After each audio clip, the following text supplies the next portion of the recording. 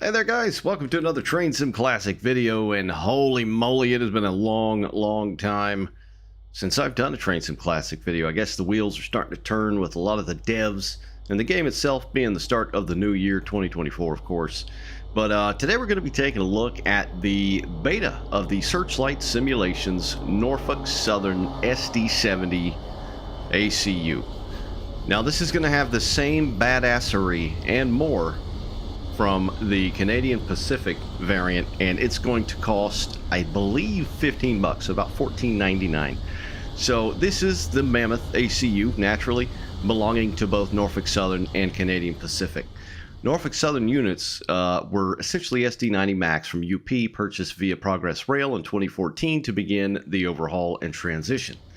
The EMD 710 G3C got freshened up, new cabs, electronics, air brakes, inverters, rear ditch lights, ballast weight, and Tier 1 emissions.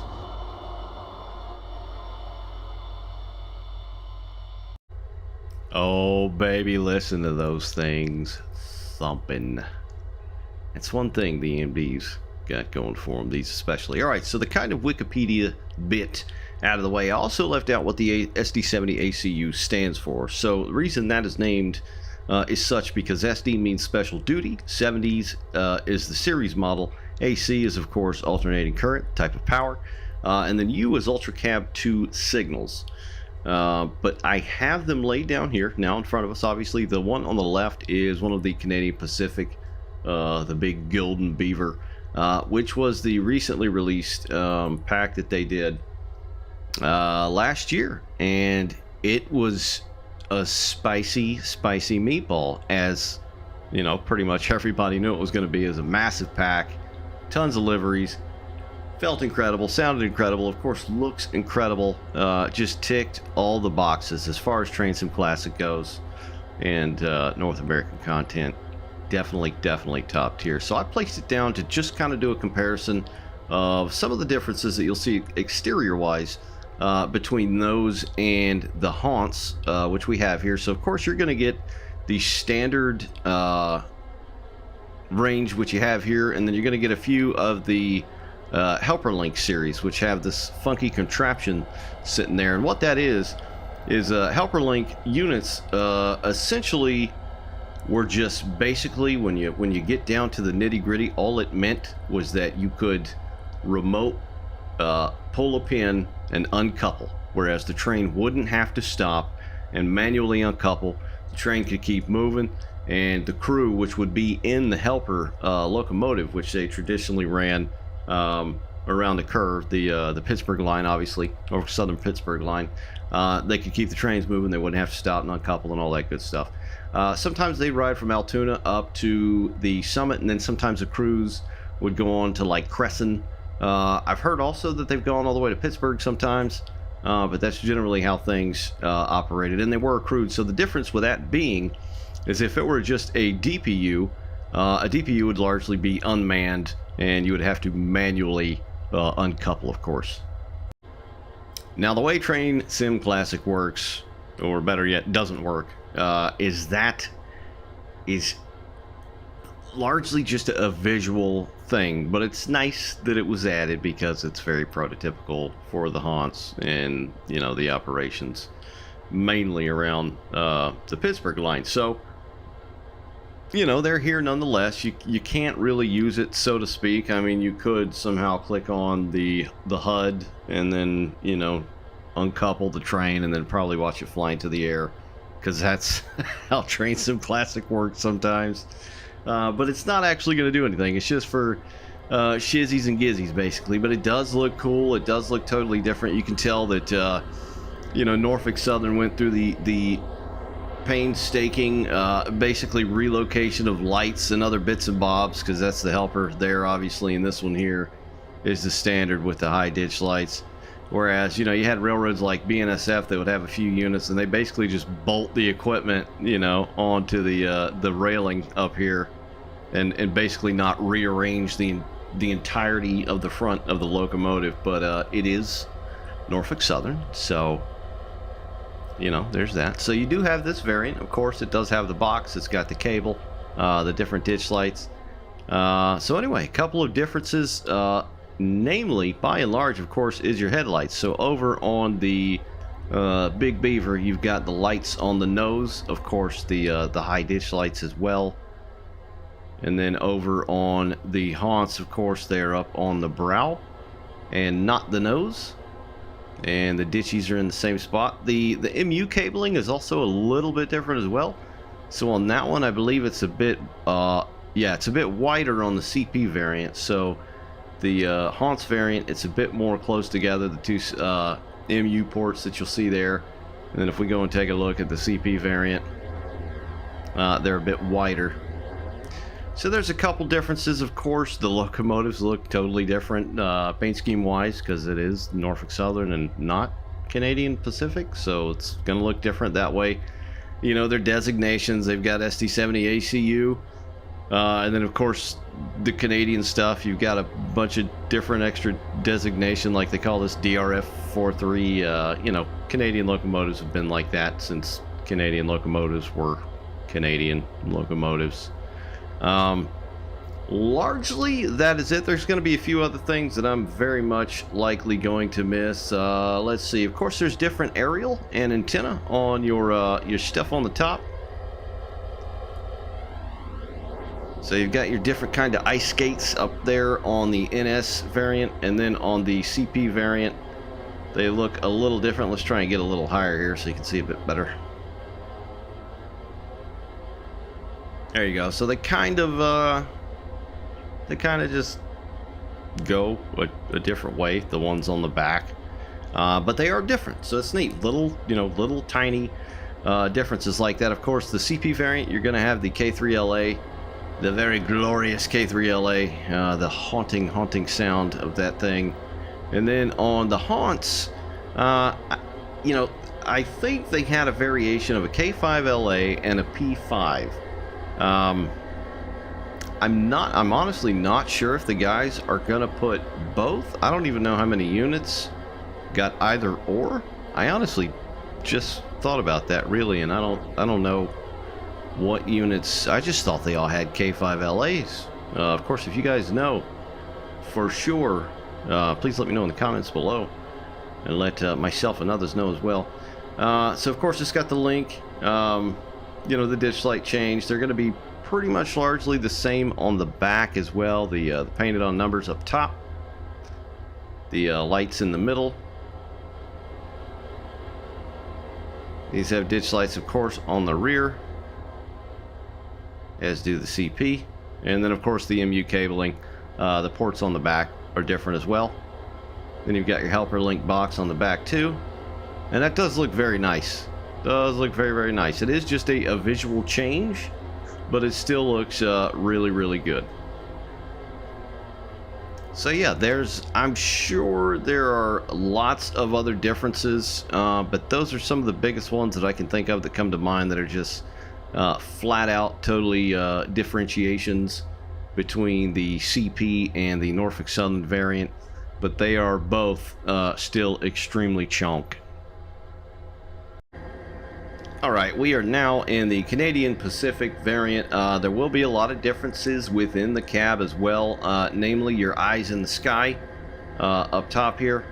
I mean, I'm talking everywhere. You've got your digital speedo on the fireman or conductor side in the CP variant. The radio is different in this one. It's a Ritron.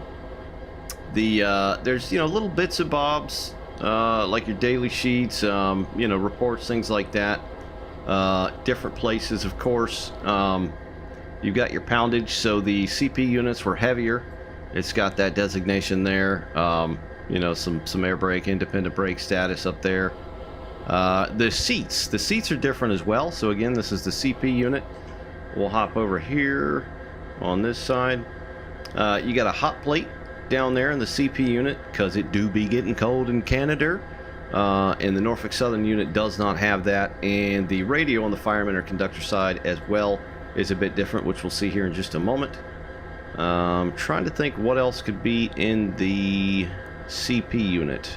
Alright, so that is the CP unit. Let's head over to the Honse. Alright, you can of course tell that we're now in the Honse Norfolk Southern unit by the black nose up there. A lot of this stuff is largely the same. The seats are different, so it's definitely got kind of more of a cheapy looking seat to it.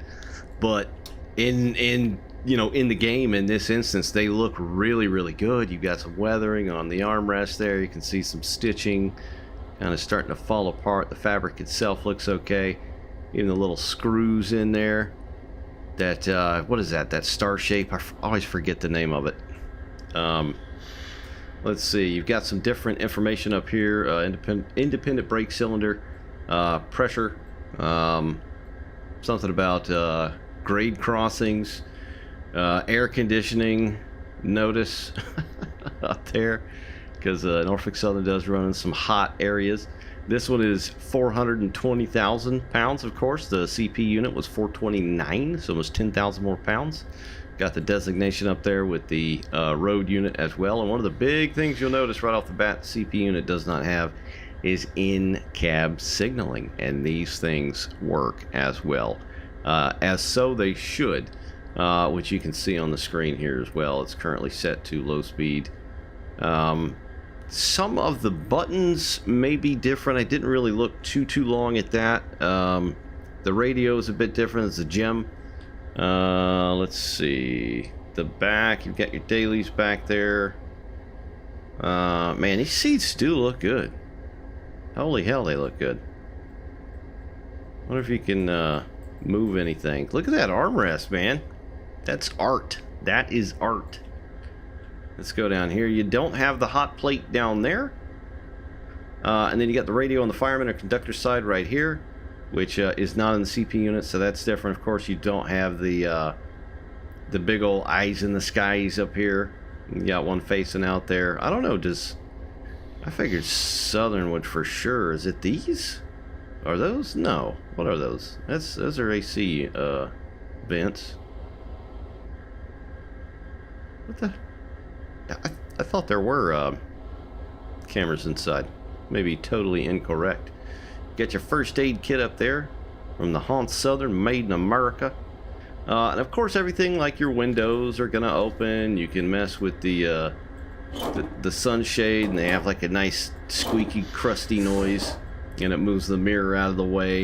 You can get down in the nose. There is no pooper, sadly.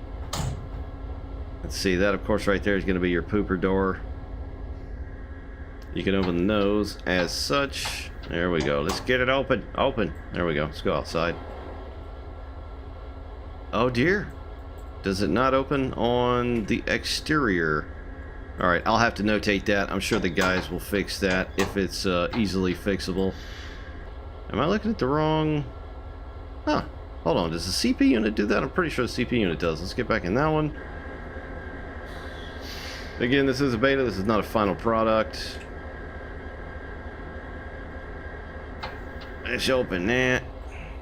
Okay, yeah, so the door does appear to open on the CP unit, just not the Norfolk Southern. Probably yet. Again, beta, or beta, depending on where you're from and how you say it. Let's hop back in this bad boy. There we go. I know there are a few other things. There's something with the wipers that they got to fix. I'm sure there's going to be a number of things. It is a beta. It is a work in progress. But I think I'd be safe in saying this thing is close to, like, that's a shutdown alarm. Like 90% done. Probably more. Probably more. That is loud. Anyway, so we looked around a little bit. Let's go ahead and run one of these son of a guns. Alright then guys, we got a train set up here ready to run. And while in Train Sim Classic we do have a few places to run Norfolk Southern, most of them ain't great if I'm honest. There are some decent ones, this being one of them, which is the racetrack Chicago Aurora. You know, personal favorite of mine for something like this anyway. You know, Norfolk Southern or BNSF or BN or whatnot can be ran on parts of the route, and it doesn't look half bad even though it's a bit old. But sadly the signaling on the updated version of the Pittsburgh line is just flat out broken, so I don't think anything can be done with that for the time being. Reason I bring it up is the in-cab signaling. So I believe, I was messing around with this earlier, I believe it does work within this. So we're going to try and do some of that, but this is pretty much going to have all the awesome stuff that the CP variant had naturally. It's going to be EOTD operable, so it's got that, which is very nice. The in-cab signals, helperlink variants, which I mentioned, AC44 compatible, so I've got AC44 in the trail there right behind the ACu.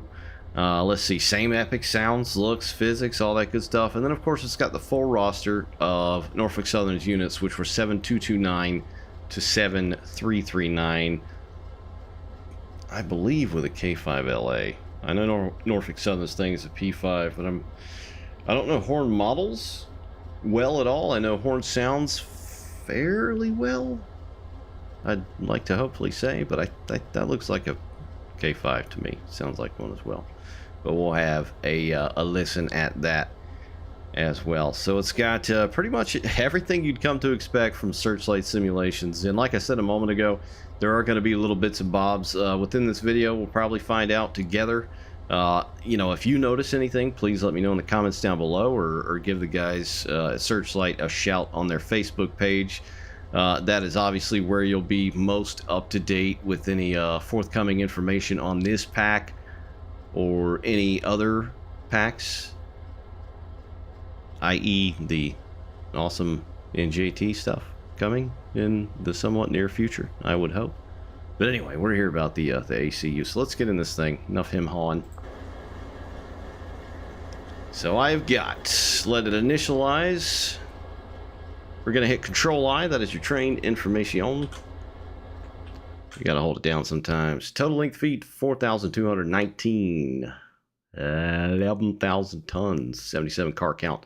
318 axle count. Gross net horsepower, 13,400. 1.2 HPT.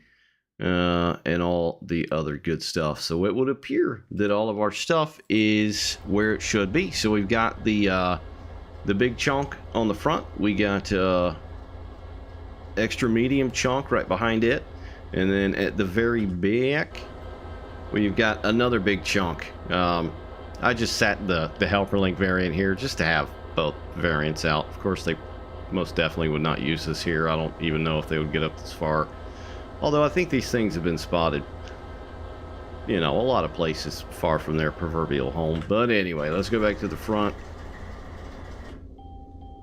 Hop back in this son of a gun. We're hearing some ding ding ding a linging.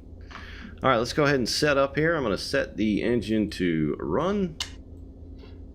There we go.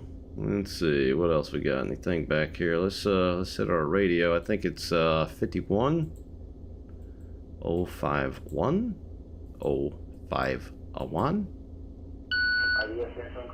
There it is. You got your radio, which is pretty badass. You can take it all the way up to volume 20. If that's your jam. All right, so let's see here. The this is still not useful. It's cut out. That's fine. You know, I don't really care about that. Some people are crazy about it. It is what it is. All right, we'll get the gin field on. We'll get the number lights on. We'll get the step lights on and ground lights on just for now because it's still a little bit dark. Down here, of course, let's get the cab light on. You've got your ditch light directions, so your rears and fronts, we'll throw it to front. Right here, you've got the settings, so you've got flash and then steady, I believe. What is that? Hold on.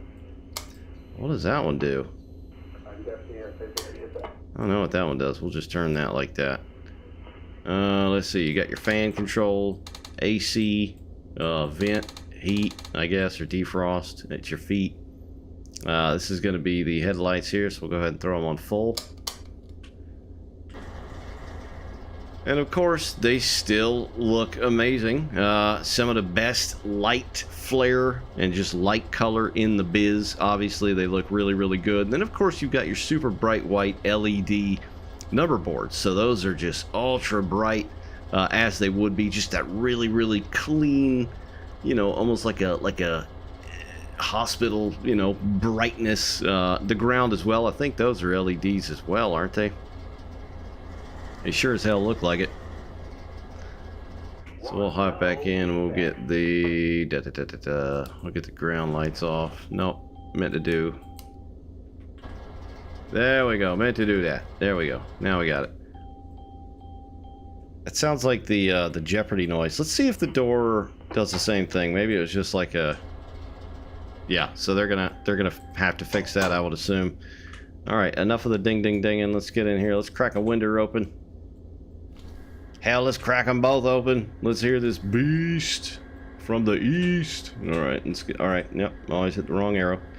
All right, so we got PCS open. Obviously, we got to pull the train brake, automatic brake to suppression, as you can see here, because right now we can't do a damn thing otherwise. So let's get it in suppress.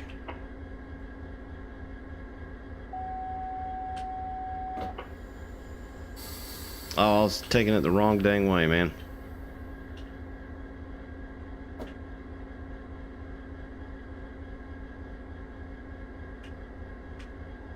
It should be on there.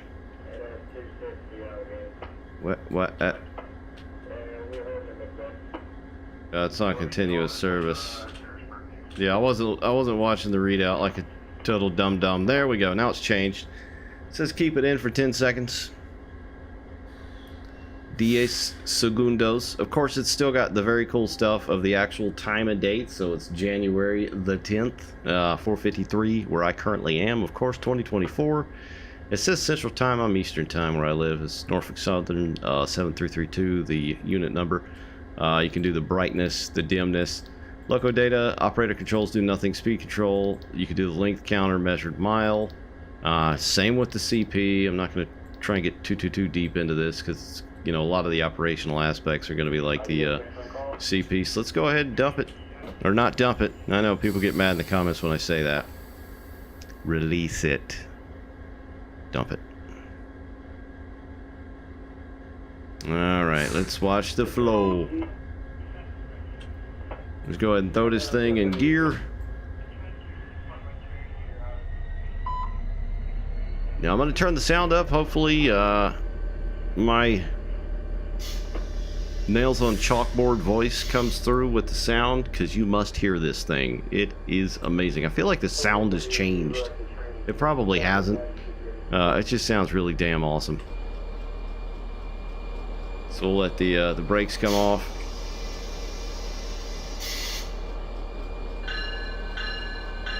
Got the E-bell. We'll go ahead and test out the horn. Yeah, it's a K5LA. One of the horns that I do know is a P5. They've got a real distinct sound, as does a P3. That's definitely a K5LA. That's a crispy potato chip right there, boys and girls. That sounds pretty damn good. Woo! Let's get further. Give me that Doppler.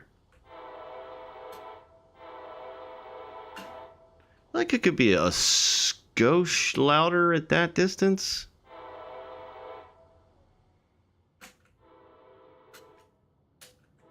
Yeah, maybe they just haven't messed with the exterior Doppler or interior. I remember early in the CP build, they still had to do that, but it still sounds really damn good, irregardless. So to turn the bell off, instead of just hitting B, you hit Shift B, and then that would shut it off there. See what it sounds like inside while those brakes are getting equalized. Gosh, I always go the wrong way. Close the window. Try it again. Oh, yeah. Oh, yeah. Just like the Kool-Aid man busting through the wall. All right, let's go open the other window. Oh, all the cacophony of sounds that this thing makes. Alright, time for the money shot. We've got independent on. Let's go ahead and give it one notch. Get her stretched out. You can see the in-cab signaling is set to clear, green, basically. I don't know that the signals up there are working as intended, but it would appear so currently. So it's set to low speed, so you can change the modes. What is it? I think M and Shift M. So we'll hit M. So that's CSLSL, cab signals, time to penalty, 90 seconds. So it's still up. As you can see, we are moving. Let's go ahead and wipe off that independent. Clear out that brake cylinder. There it is. Everything is green. Oh, the brake sounds in this thing, man. Holy shit. Wow. That's a spicy Dorito potato chip. Sounds very nice. Then if you hit Shift M, it'll change the cab signaling to off all the way. So you got to kind of hold it. There you go. Now it's cut out, as you can see on the screen. And then up there, I thought that would have gone off. Maybe not. All right, we will make sure that it works. So let's go ahead and turn it back on. On. There we go. CSLSL. Up ahead, it does look green for the most part. Let's open the map up here. Let's try and foul the main line. So we'll throw that. See what it looks like. There you go. Very damn cool, man. And there it is. That is bad to the ass. Norfolk Southern milepost. Very nice. 6.6.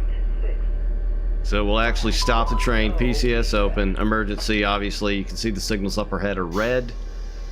And it is the lowest form on the totem pole there. That is awesome. So we'll go ahead and change it back. I really cannot wait to see if people are able to make scenarios and use this. So the way it's going to work, which I didn't mention, I wish I'd have mentioned earlier, is so the cab signals are going to be based upon RCAP, which I'm sure a lot of you know what RCAP is. It's like a it's like a Railworks asset library essentially that contains a bunch of things for Railworks, including the signaling that this is now using. This is RCAP that I'm currently using, and then I believe the guys at Searchlight also made it compatible with, if you guys know what OpenNEC is, which is a project. I think it's a Facebook group. I don't remember if I joined it or not. I don't think I did. But that is an option as well. So pretty much anything that uses the old RCAP signaling, this should work with. Didn't Sherman Hill use it as well? I'm going to need to go around and check those out. All right, let's go ahead and wipe the throttle. All right, we got to throw it back in suppression.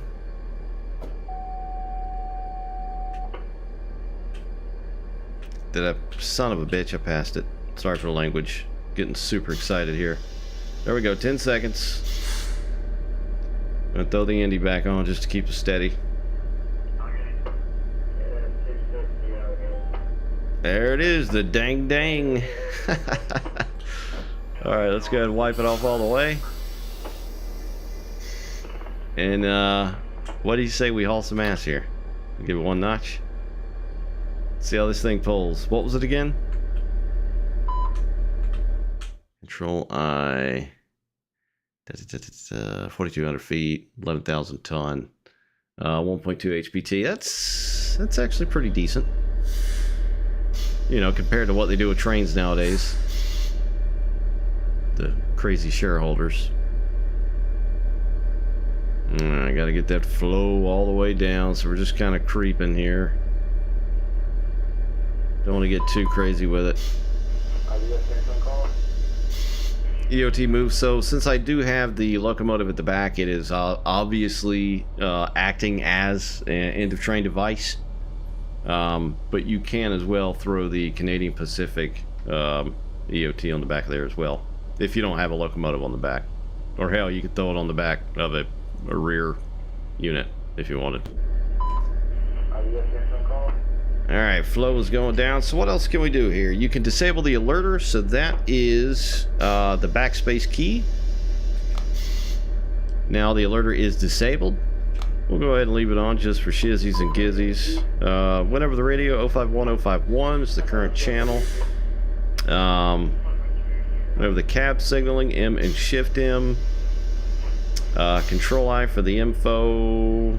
Let's see. Oh, it still has the very cool audio pitch. So, within a lot of games, of course, Train Sim Classic is not innocent in this. You have this thing where sounds match. The wavelength of the sounds will match, and you'll kind of get this weird distorting effect. It's almost like a laser. It's just a really weird sound. So I believe it started with the BNSF SD40-2 pack. The guys at Searchlight started implementing a thing that you can do where you can change the pitch of the lead locomotive so it does not sound one for one exactly the same of your helper units, so you do not get that weird kind of funky laser sound. Let's go ahead and give it a couple notches. There's 3. So to do that, that is Shift Q and E. So I'm turning the pitch down, and you can actually hear it, or at least I hope you can. Norfolk Southern, So that's the lowest you can go, I think, is 0.94, and then you can go up. track 1, go. So it just sounds more high-pitched. Now, we don't have a ACU behind us, sadly, so it's kind of hard to demonstrate what I'm talking about here. But it'll basically, make it sound as if, because all these motors aren't going to sound exactly the same anyway. They're all going to have different mileage, different wear and tear, things like that. So they may sound a little bit different, maintenance-wise. I believe it should have light casting, I think. What is that? Control-Shift-L from the... Yeah, there it is. So now you have the light casting on. Now that will tank some frames, so I'm getting like 45 FPS right now because I've got a mile-and-a-half long train almost behind us. Well, it's actually like a mile. The raceway is a very intensive route as well, so that's lights on, that's lights off. Of course, they stay on the front. It just means you can see them on the ground in front of you. And that is one of the best things that devs and modders have started doing in the last couple years for North American content, because it means you don't have these bright-ass white lights on the ground in front of you at high noon where you definitely should not see any kind of light on the ground. So that is a nice option to be able to change that. What else? I think the gauge lights, you can do a day and night gauge light. What is that? Control L? Yeah, very cool. So the little soft touch keys, you can actually see the lights back there. There we go. You can hear squeaking in the cab. Do we have the windows? Let's open the windows more. We'll open the back door. Oh, that's nice and loud now. Let's go over and open this window all the way. Thing is rumbling. Let's give it another notch. Notch 4. This is probably my favorite. Okay, that's loud. Let me turn it down a hair. This is probably my favorite RPM range right here. Notch 4 and notch 5 in this thing. Sounds amazeballs.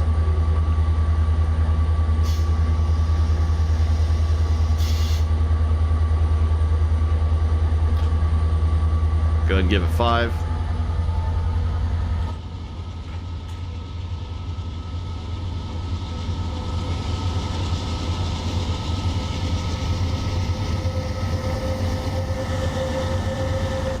You can hear the insanity of the GE traction motors screaming away right behind us.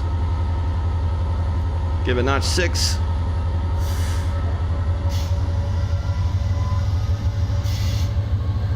My God, that sounds good, man.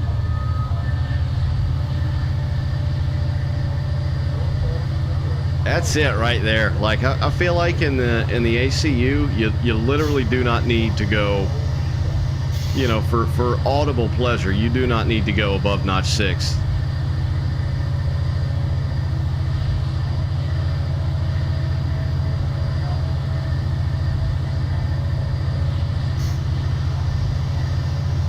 Let's just build some speed up here and see what kind of different sounds we hear at different speeds. We're doing 30 right now. You hear the defect detector going off again.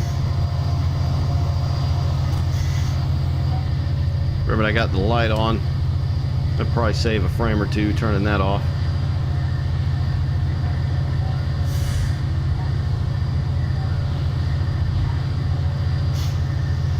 Alright, 33 mile an hour. Let's give it another notch. Notch 7.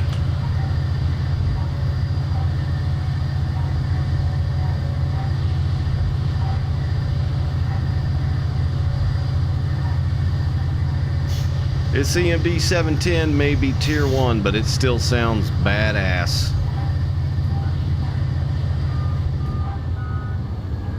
There we go, there's that transition.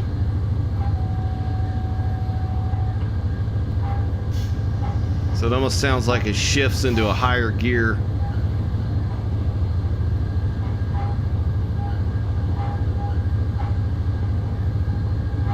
Then we'll go ahead and hit up the 8.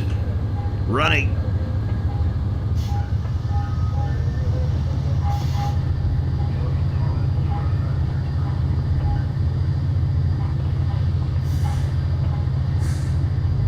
See if there's a head out. I always forget the keys, so I use the HUD.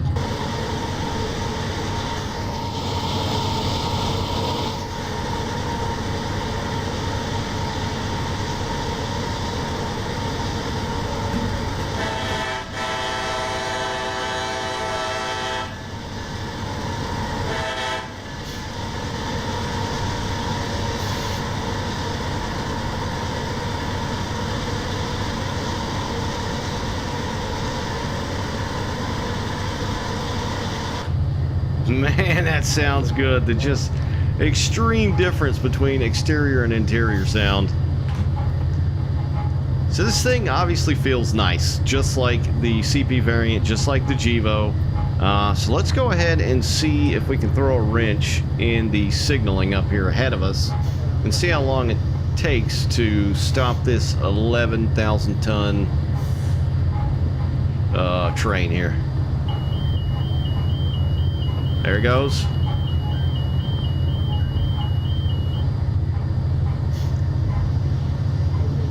Wait a minute, what the hell? Well, the signal went back after I ruined it. Alright, let's go ahead and pull the throttle handle back.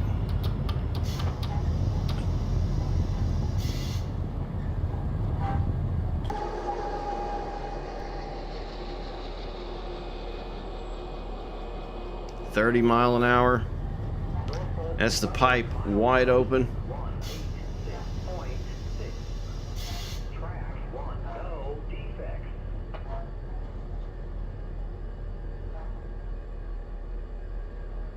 It's taken a while. Not the longest or the heaviest train in the world, obviously. Norfolk Southern, final post 186 point. There's 10 mile an hour. Track 1, no defects.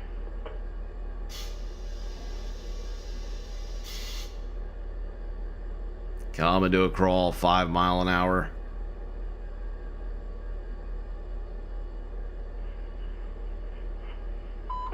And there it is, we are dead in the water. Just take a look at the exterior of this thing again, which I didn't appreciate earlier. The steps, the cheese grater material, the way that looks, the yellow strips, the worn and weathered metal. It's just got that kind of oxidized look. Of course, the pilot, the hoses, the coupler. It's got all your decals.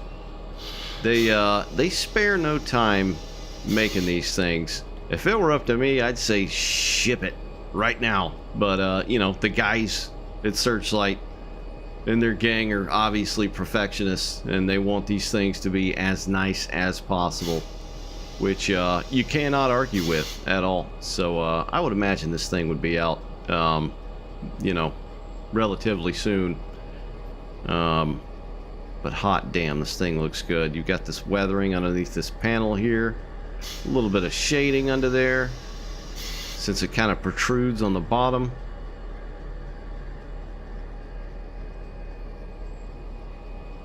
Just a good looking unit, man.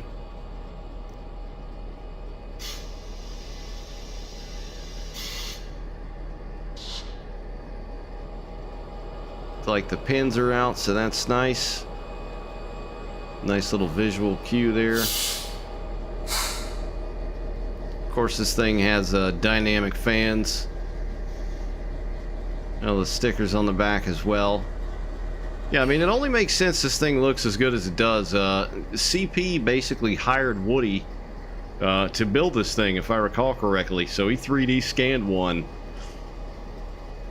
And, you know, just got the absolute most awesome base to make this thing upon. And it's a damn good looking unit. It's, you know, it's obvious to expect nothing less from Searchlight Simulations at this point, guys. I am very much looking forward to this thing in the final product. I think they're going to add a few more things, most likely, and probably tweak some things. I know they've got the quick drive consist to make, and I'm honestly not sure what else, but it's very radical as it stands. But I think that's it, guys. Just a quick beta look. Hope you found the video informative. If you have any questions or you spotted anything, obviously let them rip down in the comments below. But thanks for watching, guys. I'll catch you next time. Stay safe out there. Bye.